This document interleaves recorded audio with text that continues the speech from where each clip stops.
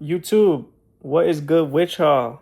Man, I'm not gonna lie. If it seems like I got a little bit of low energy, that would be because this would be my fourth time recording this video. You are not gonna believe what I just went through trying to record this video for y'all, but it is what it is.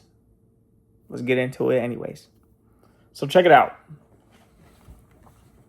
These longs right here, I'm not gonna get too into it, but on a 15-minute time frame, we closed outside of the orb. So I trade orb with ICT for those of y'all that don't know.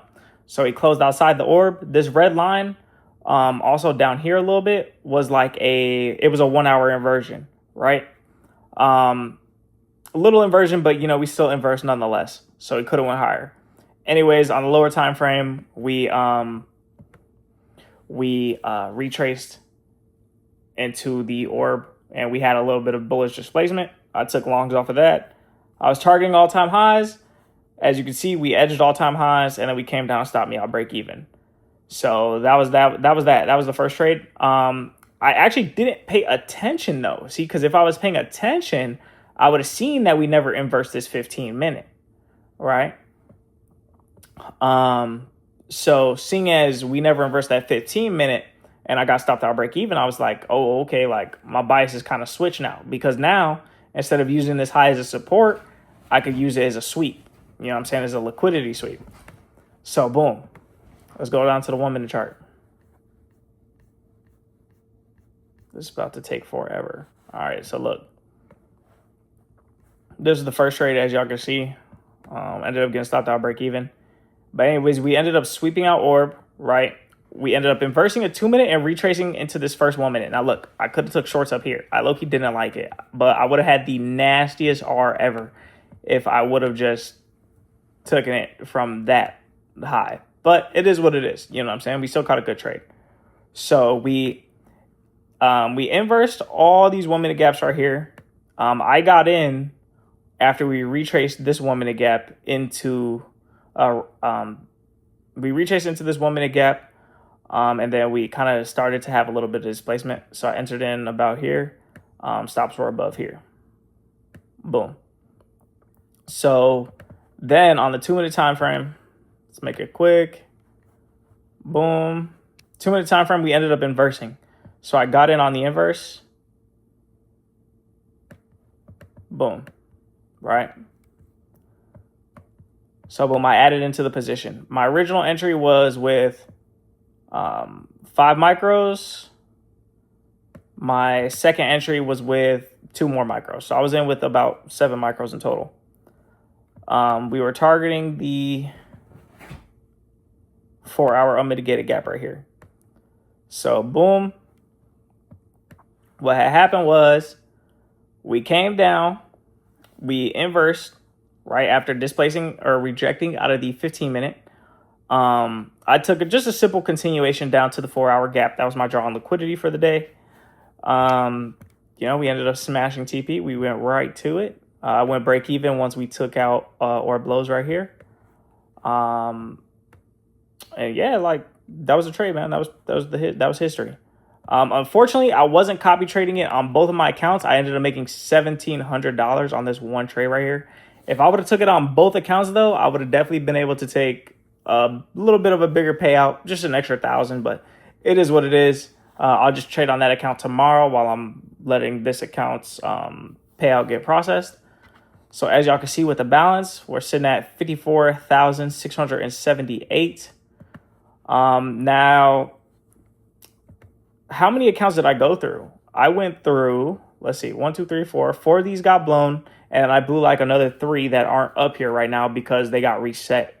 So Alpha actually ended up resetting these a few times for me. They reset 3 for me because Alpha Trader glitch, and they just gave everybody their accounts back. And then they also gave everyone a free account. So I spent in total $550 on the accounts that I bought. About $550, maybe $600, no more than that. And then I was able to withdraw $4K this month. So me withdrawing this $2K, that'll put me at $4K for the month. So spending $500 to make $4,000, that's not bad. That's pretty good ROI. And I still have, you know what I'm saying? I still have these accounts. You know, I got this eval right here that's almost, well, it's like a little bit under half pass. I got this account right here, which is qualified, just needs one winning day and get my balance up so I can take a payout on that. And then we got the account that is blocked for payout right now because I requested. So I'm just going to go to the payout tab. Now, I did actually do this on cam, but that video, for whatever reason, it didn't like save to my drive. So boom, this is the new payout request right here, $22.50. As you can see, this is what we requested. So yeah, that is pretty much it, y'all. I'm not gonna lie. So basically, like, how did we get to this? I gotta cut that out. I definitely just tweaked. So boom, right? Nah, that's crazy. So look, analysis. This is my P&L chart. Like, my P&L chart is nothing fancy, guys.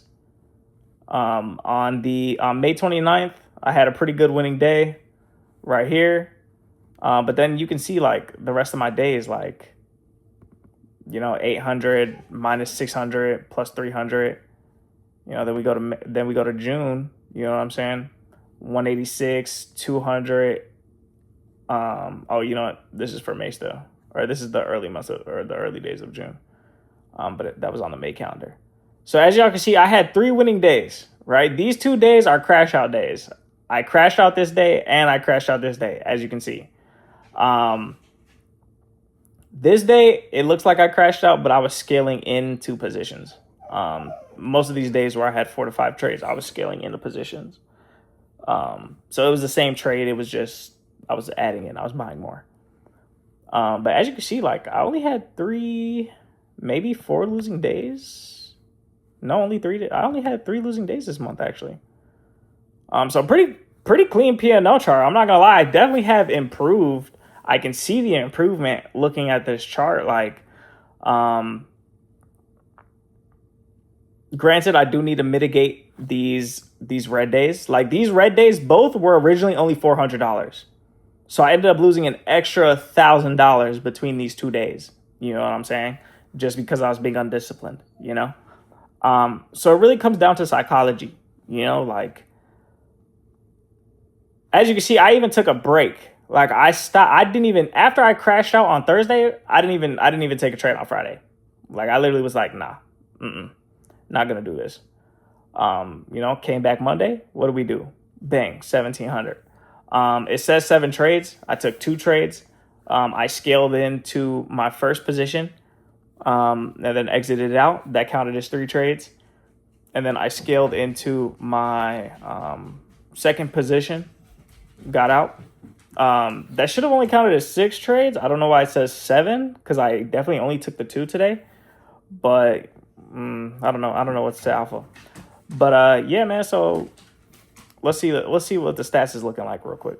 Let's go over that real quick. Boom. Let's go back. So boom, 3.14 profit factor, about a 65% win rate. 1.71 is my average RR. I'm up 13% overall, I think, on the account, which is pretty decent. And then I already took out 1 payout. This is my second payout on this account. So, you know, after this payout, you know, like, I'm not gonna lie to y'all, bro. I never understood how easy it was to get back-to-back payouts. Like, I would get a payout, then I'd blow the accounts, then I'd take a little payout, then I'd blow the account. Like, I never used to build the buffer up to 4K. This is my first time that I've ever built the buffer up to $4,000, right? This month is the first month that I started building the buffer up to 4,000. All the other months, bro, that I had been trading, bro, I'd build the balance up to 2K, take out 1,000, and be like, okay, I'm up 10x my money. It is what it is. You know, I'll take my money. And like, yeah, that is good to have that kind of mindset. But I was frying myself because I'm getting on my account with only $1,000 in drawdown, and I'm just like, You know, 2 trades, 3 trades, you know, I could do that, but at the same time, I'm barely making money. You know what I'm saying? So this time I tried something different. This month I tried getting the balance up to 4K. Did that. Took a payout. I still had the buffer of 2K. And then it was just, bro, it was chicken. Like, to make 2K again after already making 2K, or like to make 2K again from having a 2K buffer and then being able to request that 2K, bro, like, it's low-key easy. I'm not gonna lie. Like, it's a few good trades. It's literally a few good trades. You know what I'm saying? If you got a good strategy, then like, that's chicken, bro. Like, y'all seen where I was at literally just, you know, a few weeks ago, a month ago. I was literally struggling. I was literally messing up. So boom, we're back. 4K this month. This is part of the Road to 10K series. We're at 4K for the month. There is only 8 days left, so I don't think that I will make it to 10K this month, but next month for sure. We are definitely starting to scale up. I'm going to be buying max allocation with Alpha. I have 3 accounts now. I'm going to be adding 2, trying to get them passed and get them funded. Boom, max allocation. I'm going to get a payout off of those 5, and then I'm going to go to max allocate another firm. I'm going to max allocate Lucid. Bro, I really wanted to give Top Step another try, but I'm not gonna lie, I've been hearing people saying that they moving people to live in one payout. One payout and you're moved to live. So I don't even wanna do that because their live program is it's mid. You know what I'm saying? It's mid, to say the least. So yeah, man. At the end of the day, like, you know, at the end of the day, bro, all I got to do is get 10 accounts. I get 10 accounts, bro. And that is, you know what I'm saying? As long as I'm disciplined and I'm not messing up and I'm continuing to do what I'm doing now, you know, that'll be 10K a month. You know, that'll literally be 10K a month. That'll be all I need. You know, so right now I'm just building up the portfolio. Simple as that. So yeah, man. Love y'all. Thanks for watching. I'm going to get up with y'all. And yeah, I'll see y'all in the next video.